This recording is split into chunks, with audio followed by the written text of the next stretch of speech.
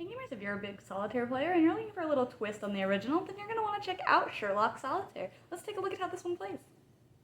In this game, one or two players will be taking on the roles of Sherlock Holmes and or John Watson, and they will be trying to make certain sets of cards depending on which case they're trying to solve.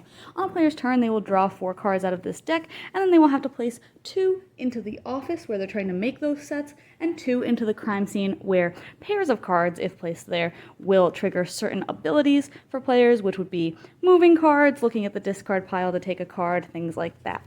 So if players are playing into the office, they're going to be playing sets of numbers, so they can never have more than one set of the same number, and they can never play numbers on top of each other, so I couldn't do anything like that, but I could maybe place the 1 and the 3, or because I'm trying to alternate, I could maybe place this threat card on there instead, and place these number cards over into the crime scene to try and make some pairs later again to get those abilities depending on which character I'm playing.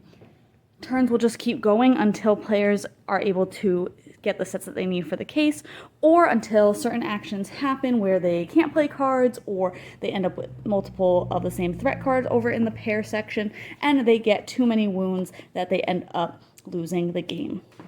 Hopefully players will be able to get enough sets for the crime that they're trying to solve in order to win.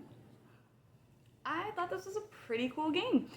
It plays solo or 2 players. I kind of prefer it solo. I think that it just kind of works better. It's a little shorter because you're not having to discuss what you think the best move is with each other and everything like that. And it's just a really solid twist on Solitaire. It plays very similarly where you're just stacking cards and trying to make certain sets, but the sets are just a little bit different than you're trying to make. So I do think it has like a very unique feel, and I really like that you're able to kind of shift cards out of the sets to make pairs on the other side in order to get special abilities and things like that, and then of course to accomplish your goals of what kind of sets that you need to make for depending on which case you're doing.